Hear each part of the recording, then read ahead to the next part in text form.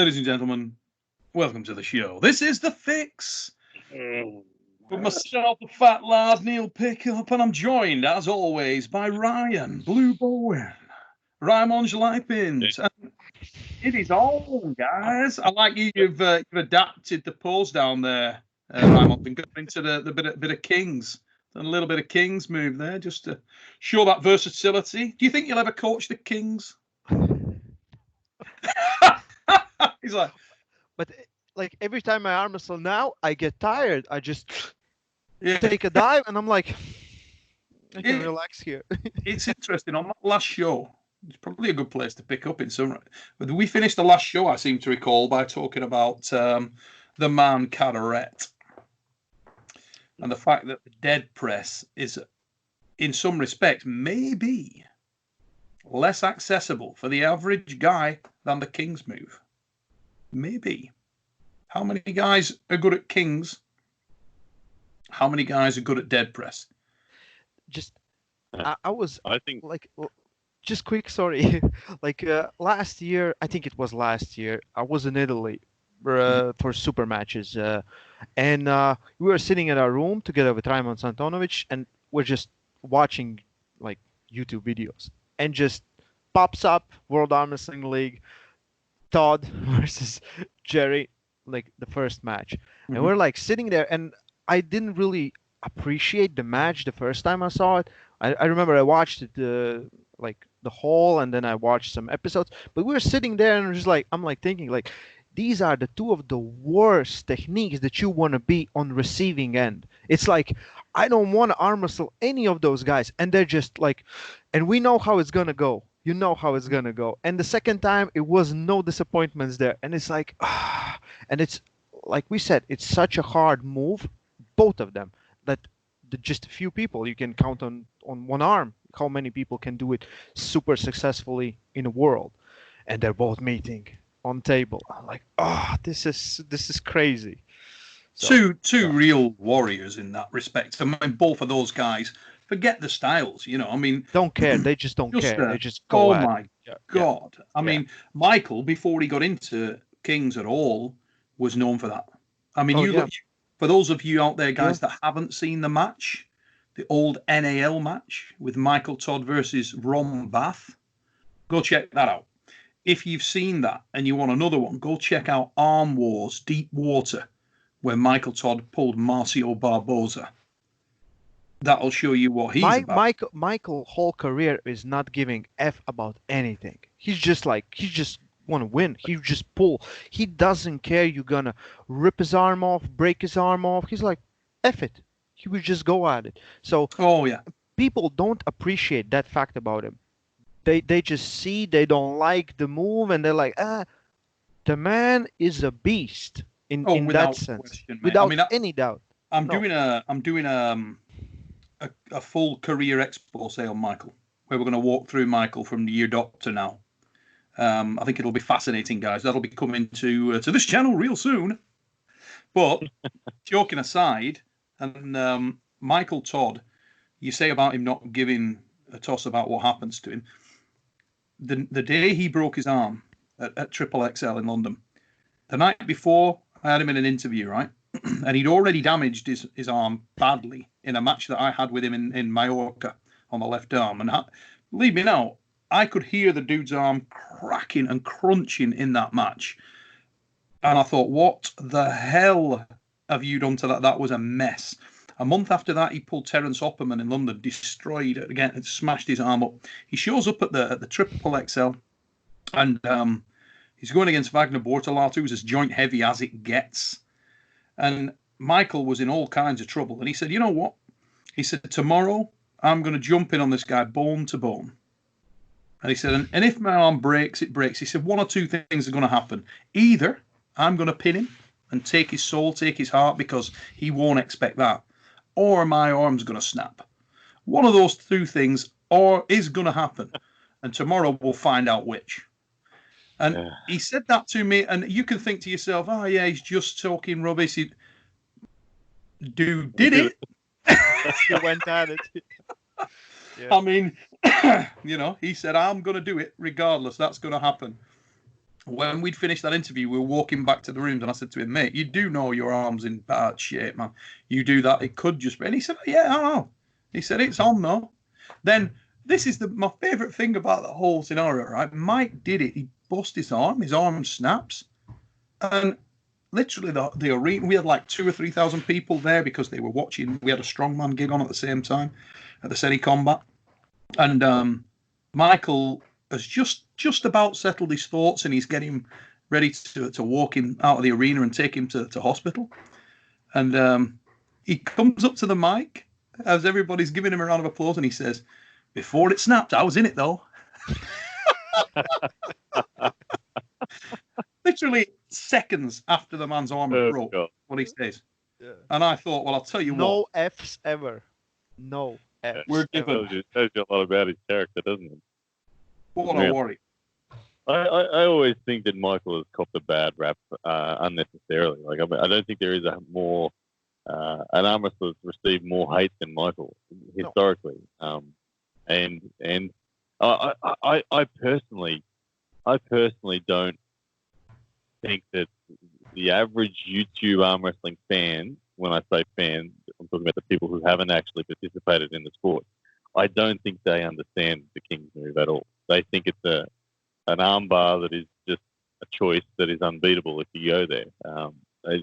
There's so much more soft tissue involved than people realise, and strength required to even get there. And Michael copped the brunt of that for a decade or whatever now, and it's interesting to watch him evolve too, because I think his arm is tightening up even more, and he's now, I wouldn't even call him, he doesn't go below the table anymore. He's more like George Zakowicz now, and he's an open arm top roller that stays upright, and Devin's more likely the one that's below the table, if anyone. Michael is definitely the cleaner King's mover, and the more he is definitely he's very, very specific in what he does. He knows exactly what he's doing, and by that I mean the fact that going into matches, he's preparing for how the match is going to evolve. I mean, I know I've said it before, but he was very, very aware of how the match with Devon was going to go, and he told me exactly how it would go round by round the night before, and it played out. So he's not just thinking about the movement, he's thinking about, okay, this is going to happen at that time. This is going to happen at that time. I'm going to do this. It's going to have that effect on my opponent. Then I'll move to this. Then I'll be able to engage my shoulder more in the next round. He really thinking those elements through. You know, he's a very, very, very deeply thinking arm wrestler. I know he does take an enormous amount of abuse, and he's very reactive and very emotional. So I think people take a rise out of Mike as a result of that, because they see that they get a bite on him, because he's the most sort of heart on his sleeve individual you could possibly have out there, with the possible exception of Rod Bridget Jr., who's also cut from a similar cloth. Yeah. You know, I think Rob's worth. Just Michael's been up there in life a little bit longer. Yeah. Hey, Neil, can you think of someone that has forced Michael Todd into a hook? Someone who has forced him into a hook? Yeah. I know that Michael's style... Kingsmore Michael. Yeah, you're talking about King's move, Michael. King's move, Michael. Has anyone forced him in? I know he's ended up in a hook with John Brzezinski at the UAL. But that was a choice for him. I think so. Yeah, I think it was more a choice for Mike. I still don't believe Mike got pinned that day either. That was a controversial pin. I genuinely do not believe, and I had a really, really good view of that. I was like right on it, and I don't think that was a pin. I think that was a lot down to, there was a lot of people in the crowd who wanted to see Mike lose that day. A lot of people, and I think that was a result. There was a number of factors at play that day. That was just one of them. That's not to take anything away from John. John may have won anyway, you know, but that pin, I don't know. But could anybody put him in a hook? Maybe. I know that at 504 last year, when John was in my corner at WAL, he said he shook Michael's hand just in the lobby, And he said to me afterwards, he went, I felt Michael's hand, and he's like, I think I can still beat him. Yeah. I'll tell you what, John's great for that. We had him on the show the other day, and he was talking about Levan Sagnashvili, and he was the same with Levan. He said, talk with him, it ain't so bad. That's awesome, isn't it? Yeah. You got to love that. Can you not love that? That's immense. I guess if there's anyone that can joke around like that, it's John. So. John's done things that he's not right. He's not joking though. That's the thing. No. He but I think that part of what made John was that self-belief to a degree as well, and it's got to be. You got to have that self-belief where you think to yourself, "Yeah, I can do it. I'm the man." Yeah. How the hell could you not gain that?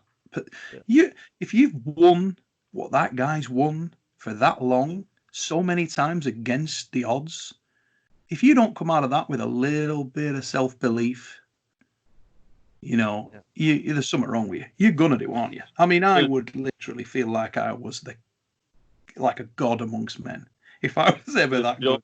John win top 8. Does John win top 8? Yes or no? I think a lot of that depends on John, depends on the injuries, because only John can know how bad his shoulder is. I think what I would say is if John could get past the injury, I think he will win top 8. Would a fit John be able to win top 8? Oh hell yeah, without question. Easy. Yeah. Yes. Not easy. Yeah. I'm saying relatively easy. Yeah, because all the guys in there they're not overly well rounded. All of them have problems. Certainly the two. Who's your favourite in there? Ongabayev? I would go Ongabayev. Yeah. Okay. So if we say it's Ongabayev, Ongabayev. We saw what Prudnik did to him. We saw. Compared with your one-trick pony. Kurgani Ongabayev's an animal in a certain position, but there's very, very few people that John Brzenk could not hook. Yeah. If he wanted, that are fit John Brzenk. Can he become a fit John Brzenk again? I don't know. Is he committed enough to be a fit John Brzenk again? I don't know. I mean, everybody's saying that, the lockdown's great because it'll give him more time. And there's always that possibility. But the funny thing is, John's not necessarily the most committed individual in the world at this stage of his career. He's only come back to do it because it was a bit of fun. He's definitely not that young, hungry guy that's chasing the win. It's just not an accurate reflection of the man. It's not where he is. As you know, I was at John's place in early February this year, and John was. The previous time I'd seen John before that was June the year before, and John went from the June version of John looked like a retired man who enjoyed his beer. The February version of John, I saw him take his shirt off, and I'm like, holy, what have you done, John? The man had 6-pack. The man looked ripped. His pecs were looking solid, everything about him. I was like, geez, John is, when John decides to get in shape, John gets in shape. And so I'm a believer, and I did compare John, because I know that I'd progressed a lot in the year, and I was very keen to measure up against John, and he still felt impossible, totally impossible. And I was like, wow, with all the progression I've had in a year, John still makes me feel like a little girl out of strap. And in straps, if he wants to stop me, he really can just pin me if he really wants to. So I think he can get back into shape. I think he can, and I think he's been arm wrestling without his side pressure and without his shoulder being healthy for a long time. So I think he's all right. I think it'd be nice to see if he got if he got a win and he got a little bit of a bug back. If he got a win if he could do something with David. And he gets actually, I enjoyed that, and I have come through it, and my shoulder feels okay. Screw it, let's dedicate a little bit of time. Let's go for it. And he gets, that's interesting. With David, I would say, can his shoulder hold him? because we know how that he can arm wrestles. He will go inside, and I think John will meet him with his hand. The problem is, can his shoulder hold his arm, all that power? And that for me will be the first. After that match, I will say either John gonna win or not. It depending on win, lose, and how he looks. Because and it's like, an acid test as well, because like you Oh, say, yeah. David's had that prior experience yeah. of John, and he's gonna go. David's got everything. He's got nothing to lose, really, has he? Oh no, he's, he will go he's inside like crazy. He will just hard. press. Yeah, Dude's hard. coming hard. Yeah. You know, in a position that's really going to test that shoulder, like you say. Do you see John just meeting him in the hook, or do you see John trying to top roll him? I will say he will take the hand control and over his back pressure try to beat him. If he stops him later rounds, he will beat him in hook. That's what John does. He will just, okay, I will beat you there too. But I would say he will take away his power on the start. He will try at least to do it. And the question is, can his shoulder hold? Because his hand is, I saw the videos where he's arm wrestling you and the guys, and he looks so much stronger than when we were there. And it's gonna hold. The arm is gonna hold, but will the shoulder hold? So that's why I said all he needs some healthy training. Healthy training. Yeah. You know, I think John and his shoulder. Like I get anytime I've made a video arm wrestling with John, and it's evident that he has a sore shoulder, I get 500 comments on YouTube of people recommending some form of treatment to John, and it's interesting when you talk about that with John and say, have you tried all these things? Like what has been your path that you've walked, John? I know I can't help but feel like John has been very. John's never been patient with any soft tissue therapist ever. Yeah. He gives them 2 or 3 weeks, and then nothing's changing. It costs too much. I honestly think that there needs to be a soft tissue therapist out there that will just, for free, go and fix John. And if you fix John as a soft tissue therapist, you'd have that many people. Yeah, what an ad. If you can fix it, because honestly, I don't know, like when I'm no soft tissue therapist, but when John describes his shoulder pain to me, it sounds like something that's very fixable. It really does. I'm surprised it's never been fixed. And if John has done everything he's ever done with a bad shoulder, I can't imagine how much more dominant he'd be all of a sudden if his shoulder was good. Oh, mate, when John's shoulder was fine back in the day, Jesus. I mean, honestly, wow. You needed to be there. It was like, how was that even possible? You know, how? He felt so intimidating. Just one of those guys, weird guy, never took anything from you on the setup, but you just knew. It was just like, oh, God, there's no, there's nowhere. Yeah. There's nowhere. I remember that feeling. The first time I ever had that feeling like that was I'd been, 2015. I went to WAP World for the first time, and I just drew a Russian. I didn't know who the Russian was. I can't remember that. But I'm like, I had that feeling in the setup. He let me get any position, but I just knew already. I'm like, there's only one direction this is going when I say go. Yeah. There are no options anywhere. Yeah. Worst thing is when you feel super comfortable, you're like, oh shit, what's gonna happen? You're like, do something, make me feel something. They give you everything, and you're like, no. Yeah, that's the worst. That's the worst. He was awesome. When I was a kid. Sorry, go. I was going to say, can I tell you a story of at the WAP World? I as you guys know, my left arm is not special. Back in 2015, my left arm was, you can imagine, really, really, really not special. And I thought, well, I'm going to enter it anyway, just for an experience. I was in the 80 kilo class, and I thought, well, if I could get any experience, I'd love to pull Oleg Zoc. That'd be fun. Anyway, first round, Ryan Bowen, Oleg Zoc. The dream came true. What you wish for, yeah.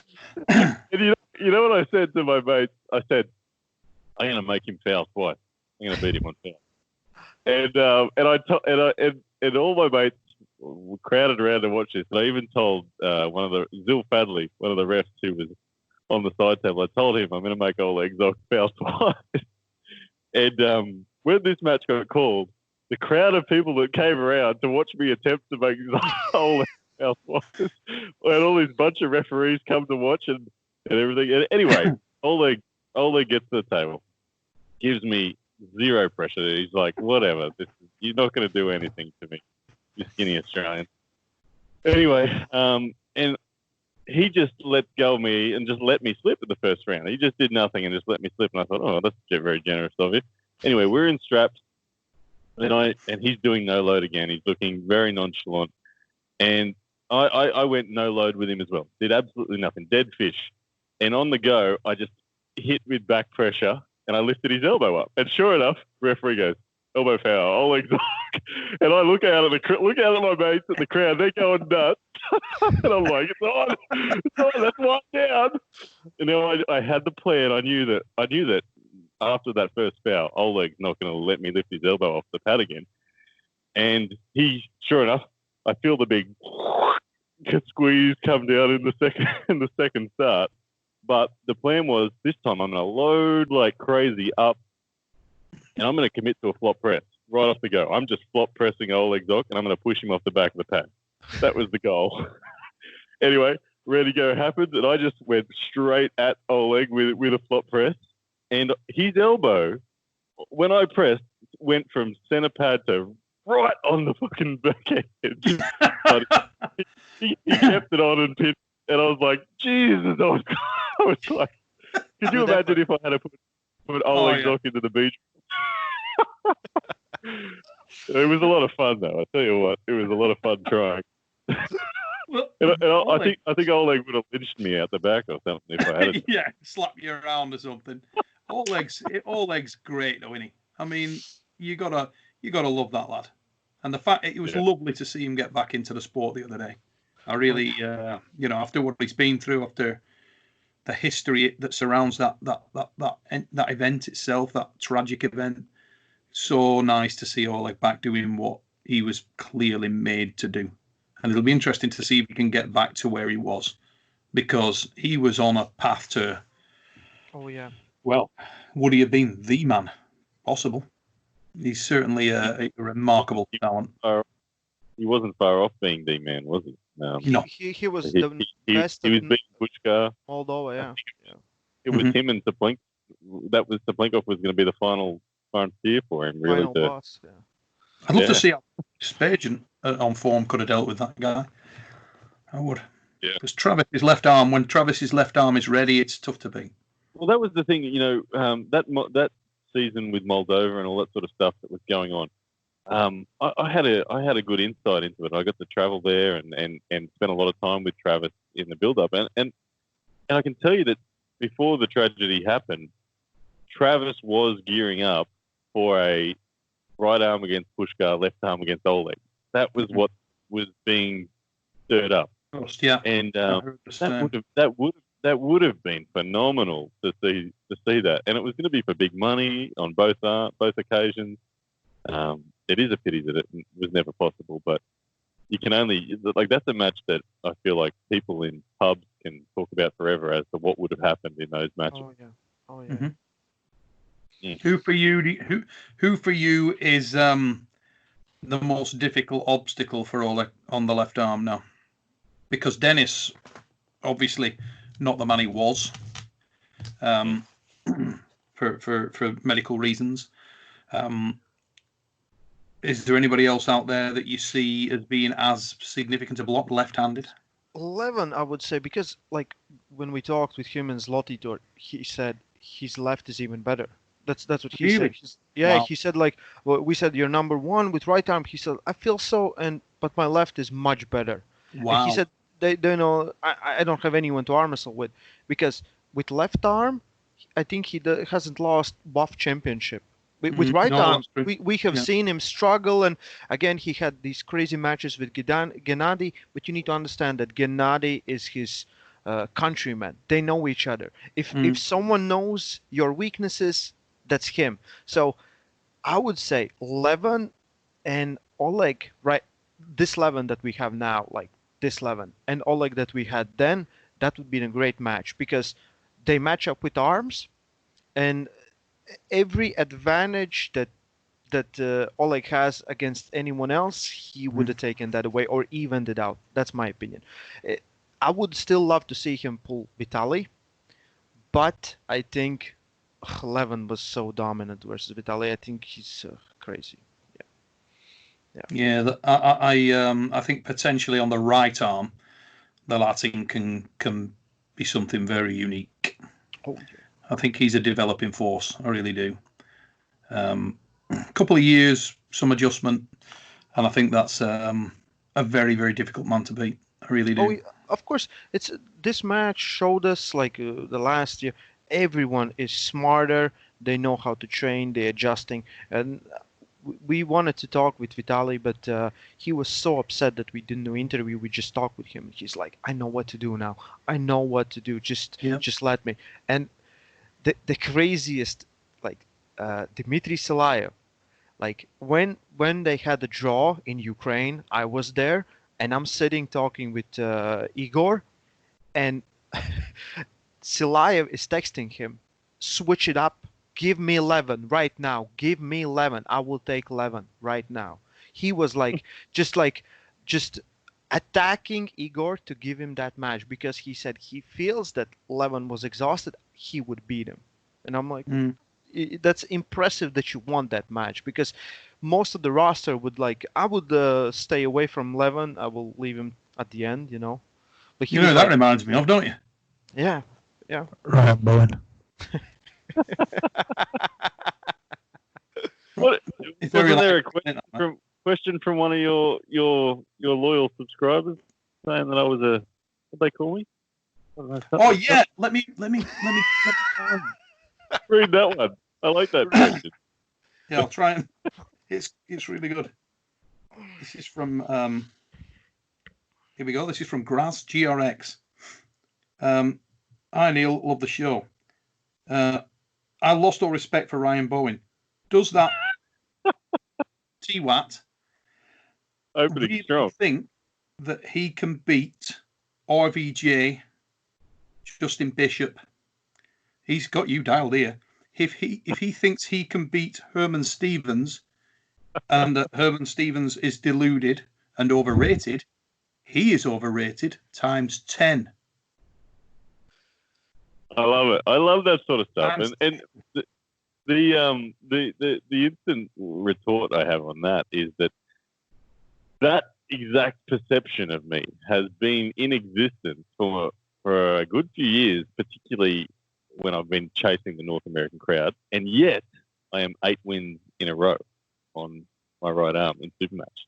And just about every one of those 8 Supermatches was a similar sort of feel and opinion in the build-up. So I'm glad that still exists. I'm glad that still exists. They're the matches I love. Nothing better than taking on someone that everyone thinks you can't beat. He goes on to say, does Ryan actually believe... Does he actually believe that he can beat these guys, or are you just trying to talk yourself into a match? Now that's something we discussed, and I know that you're not shy of getting a match, and I know that you're very conscious of that, mate. You're very conscious of the fact that if you talk it up, you'll talk yourself into a match. Yeah. It is very easy to talk yourself into a match, but that's not the reason I call out these guys. These guys, I believe it's inevitable. And when I say inevitable, I'm talking about me defeating them. It's inevitable. The timeline I can't be certain of, but it's inevitable. I say that because I love the sport more for longer, and I have more opportunity to train effectively. I'm blessed that I get to call this a career. I literally wake up, think about arm wrestling, train arm wrestling, think about arm wrestling, train arm wrestling, travel to people that are way better than me, feel their experience, learn from it, take their advice, and that's a process that is a very privileged, lucky, blessed, call it whatever you want. And I'm not going to stop barring injury. So might be 5 years, might be 10 years, but in 10 years' time, who would you want to bet on? The guy who gets to do all that traveling and all that experience, or Rob Vigent? I know where my money is. You just call that up. Not satisfied with Seriously. Stevens. Dude, He's moved on like- to Rob Vigent again. Well, he did address Rob. Rob's the cream of the crop in that pile. But I think we just need to bring the Justin, Rob, Herman, and you would beat them all in the same line just one day. Just don't waste One your day. time. Yeah, just one day. Just all of them in a row. Just like because BML as well. BML, yeah.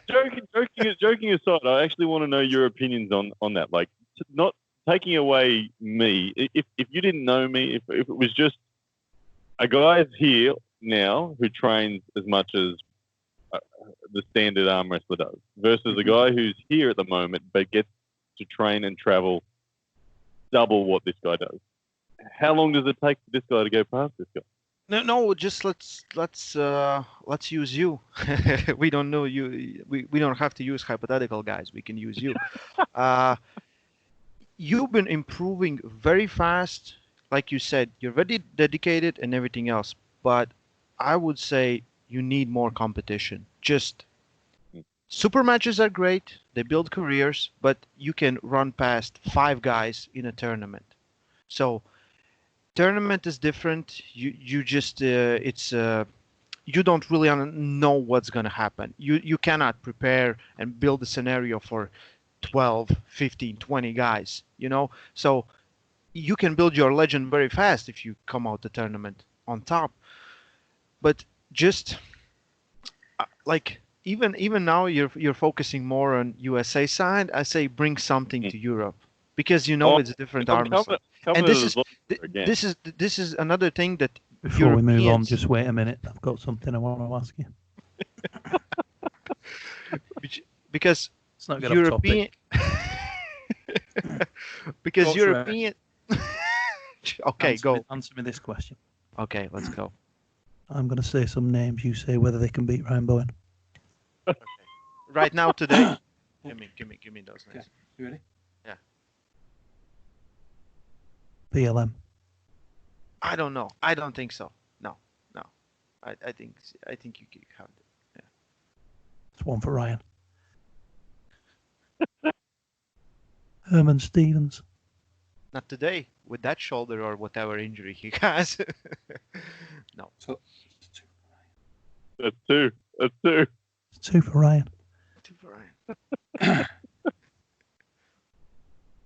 Justin Bishop.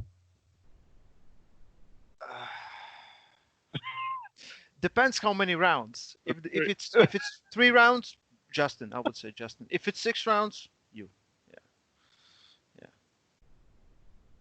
3 for Ryan.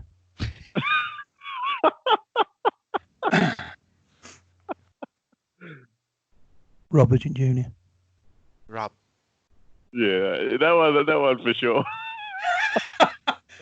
let me tell you now, nothing is going to make Robert Jr. happier than that last statement. So that, what do we got like that? That's Hey, like Neil, 4-1, 3-1, 3-1. Am I allowed to let out a little bit of inside information? Oh yeah, because we ain't finished yet. Don't think it's over. Okay. Danny Tesh. Oh. Now let's not be silly. I would say Danny Tesh. Yeah, I would say Danny Tesh now. Oh, Danny. I don't know where he's at, and you said he's basically retired a little bit. So who? He's in heaven. He's Where in the heaven. gods, yeah. I didn't hear that. It's where the gods be at, mate. He's in heaven. Down Oh. there. Yeah, that's how it Angel. rolls. So you reckon that outside of the Tesh and RVJ, that he smacks everybody else? Yes. Sorry, I have to get the door. I'm sorry. Well, you know what? That's perfectly timed because we're going to leave it on that cliffhanger as Coach Ray jogs to the wherever he's gone. We will be back with you in the very next episode, ladies and gentlemen. Let's leave it on that incredible cliffhanger where the Ginger Ninja, apparently, in the opinion of Coach Ray, wins the majority of those matches. So we can pick this up in the next episode accurately. Okay, and we can leave this thing so that people are going to talk about it. But stop. I said Justin would beat him in 3 rounds. But it's best. We know WAL's best of 5. So Yes, he just need 3. I would just think if you stop him. So you've got Justin going 1, 2, 3. Yeah. So he wins basically in a 5-rounder. If it's 6 rounds. Before we go, Neil. Before we go, I want to let you in on the inside information, which I believe you already know, Neil. But this might shock the arm wrestling world. But I received a screenshot once upon a time, about maybe 2 months ago, from someone very prominent in the arm wrestling world, from Canada, that that said, $50, Ryan Blue Bowen's the person to take the hammer off RVJ. And it was sent to you. Yeah. Mm-hmm. And you, so, like... Oh, you asked me whether I think you can beat Rob Jr. No, I know. I saw the response you gave to that text message too. I don't think you can beat Rob Jr. Not yet. No, I wouldn't. I don't think for a moment that I could beat Rob Jr. right now. I saw him do his strict curl. I can understand. He would feel like Lachlan Adair feels in arm power. I think Rob smacks the out of Lachlan Adair right now. Really? Really? With ease. With ease. How? Different level of experience, different level of tools, different level of arm wrestler. Honestly. And that's no disrespect to Lachlan. Lachlan, no. You saw what he did. You saw what Lachlan did to Zambalat? Mm-hmm. And you still think, Rob? Styles make matches. I 100 Ray. Zambalat, even though that was great, that was how Zambalat was arm wrestling. He didn't plan push in. He would just get in and do the same with everyone else. Rob Jr., different dude. Different. Trust me, different dude. That's one of the chosen ones right now. If Arm Wars ever pops back up, make that one of your openers. RVJ Lachlan Adair. One of your openers. Guys, if you like what we do, then do like it. Share it, subscribe it. And we'll see you in the next show. Till then, ladies and gentlemen. Oh.